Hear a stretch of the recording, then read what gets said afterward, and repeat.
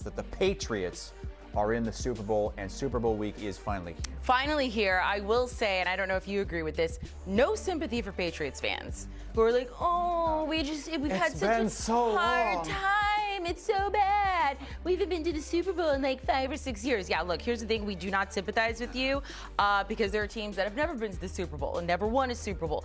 That said, unlike the other Patriots team that were the bad guys, we like this Patriots more likable team. At this point. Yeah. Way more likable. We like Drake Maye. We like this version of Mike Vrabel, I like the mustache for a little bit. He's high-fiving his players. He waits till they're fully in the locker room. So we are asking our experts, what has been the path to the Patriots making this Super Bowl? They have had a phenomenal turnaround with back-to-back seasons of going 14-3 to now, 4-13 to now 14-3, and here they are in the Super Bowl. Ryan Wilson, Rand Carthon joining us here, and these are Ryan's. This is what he says is behind the Patriots' path to the Super Bowl. So Ryan, you get the first say. Rand, as our front office guy, you get to pick them apart, whether you agree or disagree. And Ryan, you're starting with the drafting 2 years ago of Drake Maye, who the Patriots took 3rd overall.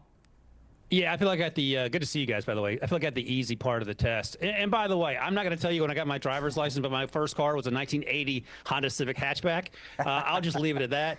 So, yikes, 2000. That was a little later than old Ryan Wilson here. But drafting Drake Maye was, at the moment, it seemed like okay, because if you remember, the Patriots won a game in Week 17 that really didn't mean anything, and they fell out of the opportunity to draft Caleb Williams or Jaden Daniels, and they had to, quote-unquote, settle at pick number 3 for Drake Maye.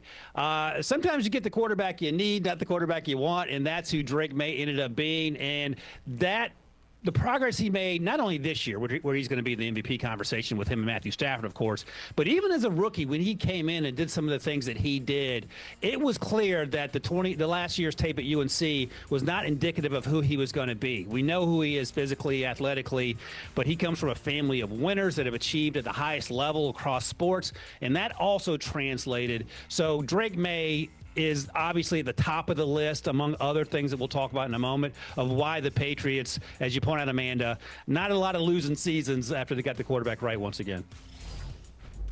Yeah, I mean, I love the fact, I love what you said, Ryan. How does it go? You get the quarterback you need, not the quarterback you want. Did I say that right? All right. I think that was the perfect way to sum it up for who Drake Maye is and has been to this Patriots team. And, man, like I was out on that circuit during that time, and I just remember watching Drake Maye as a freshman going back to I went into the University of North Carolina and was looking at Josh Downs, the receiver, when he was coming out. And I just remember seeing this kid just in terms of his accuracy and his ball placement, was like, man, this kid's got a chance to be a really good player. Not saying that I saw him playing at the level that he is, but again, if you're the New England Patriots post Tom Brady, the big question was always going to be who is going to be the next guy, and now they found their quarterback for the foreseeable future. Hopefully he can play as long as Brady did and continue to have them in these type of games. All right, so that's your first thing for the Patriots turnaround. Ryan, you're going with Mike Vrabel as the second thing. Look, he wasn't there for the first season with Drake Maye. This is his first season as the head coach of the Patriots. Played for them. He knew that Belichick system. And like I said, this does seem like a different coach than the one who is with the Titans here. Why is this coming in at number 2 for you? Yeah, and I'll be interested to hear what Rand says about how different or how similar Mike has been since leaving Tennessee, because I would imagine the Titans probably wish they kept him given where the Patriots currently find themselves. But here's the thing. He shows up in 1 year, and as you talked about the losing record a year ago with 3 wins and now 14 wins this year.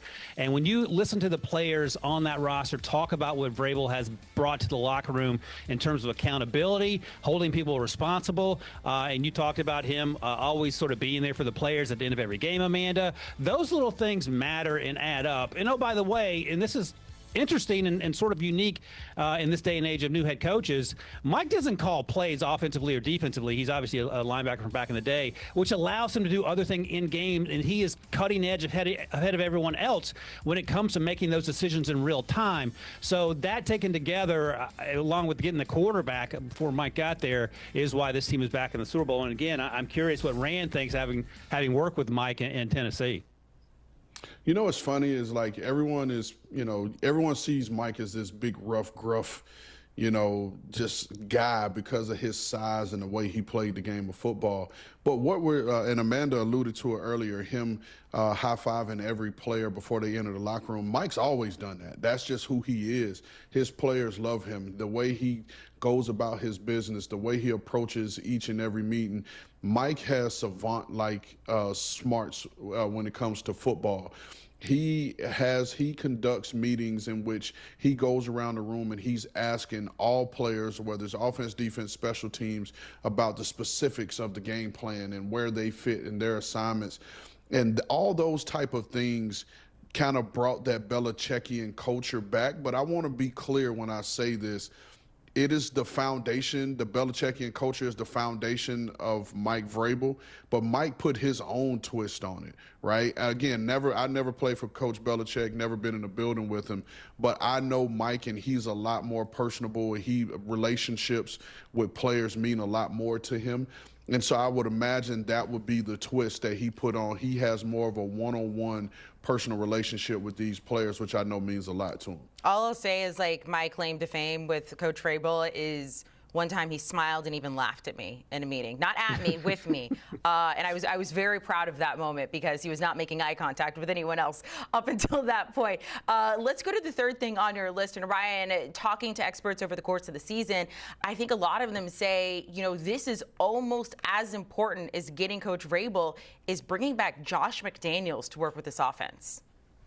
Yeah, Rand and I talk all the time on the Draft Podcast about you got to get the quarterback and the head coach right. And once you do that, things get a little easier. They get super easy when you bring back Josh McDaniels because we know the success he's had with Tom Brady. He had success in year one with Mac Jones before he moved on to take the Raiders job. And look, this may be shocking to some people, but it turns out that when Matt Patricia and Joe Judge are calling plays on offense, it's not quite as good as Josh McDaniel. And he's come in, and the level of calm with which Drake Maye plays, the level of confidence, obviously a lot of that has to do with Drake, but also has to do with Josh McDaniels and his ability as a coordinator. And look, sometimes guys are better coordinators than head coaches, and that's okay because Josh McDaniels is one of the best offensive coordinators in the history of football. And I think this marriage has, to your point, Amanda, been almost as important as getting the head coach right because Josh has gotten the most out of Drake in probably light speed time compared to what we all thought was going to happen in terms of Drake Maye coming to New England. Okay, so all three of those things have been heavily talked about. This next one, maybe not as much. But it seems like it has been incredibly key, Ryan. Number 4 on your list is free agent signings. Look, going and getting Drake Maye was key, but they focused so much on the draft, and they spent more than $300 million.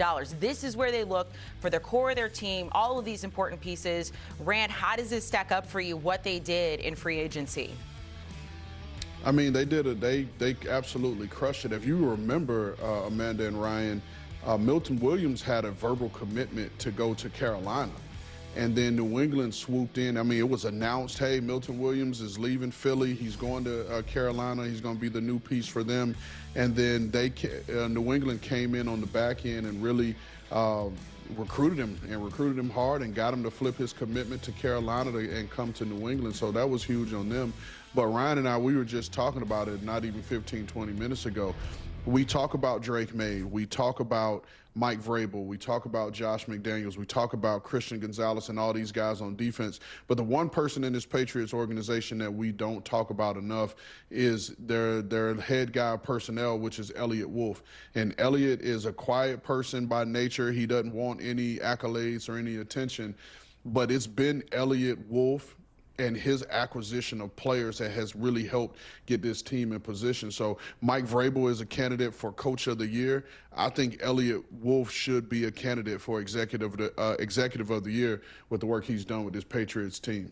All right, so we're going through Ryan's list of the 5 things that led to the Patriots getting to the Super Bowl. Ryan, coming in at number 5, the effort to fix the offensive line. It's important to keep your quarterback upright, give him time, and make those holes for those running backs. Why is this coming in at number 5 on your list? Yeah, and it's not a finished product, right? They've had some bumps and bruises along the way with the offensive line, but certainly miles better than they were a year ago. Part of that started with drafting Will Campbell in the first round, the left tackle, who's gotten better over the course of the season. I think he's battled some injuries, but was back for the playoff run there. They drafted Jared Wilson out of Georgia, who immediately started at guard, and he has been playing at a pretty high level. And then they went out and signed Garrett Bradbury at center, who began his career in Minnesota, of course. And the left side of the offensive line has been pretty good, all told, especially relative to last year. They have Morgan Moses playing at a pretty good level as a veteran on the right side, and Owenu is a really good player as well. So they have made the effort. You talk about Elliott Wolf there, Rand, and I think they've seen the improvements. Is there more room to improve? Absolutely, and I think they will get there. But this also plays a part, a non-trivial part, as to why this team offensively has been so much better this year than last year. And again, I have no sympathy for Patriots fans. Ryan, by the way, if you would like to feel old, Drake Maye, or Chris and I should feel old, was born 2 years after we got our driver's license. So that makes us all feel very old, only 23 years old in the Super Bowl. Ryan and Rand, hang on just a second as we are getting ready for Super Bowl 60. We have finally made it to the week of the Seahawks going up against the Patriots. A rematch of a previous Super Bowl. I can't tell you the number because I do not know Roman numerals. XLIX 49.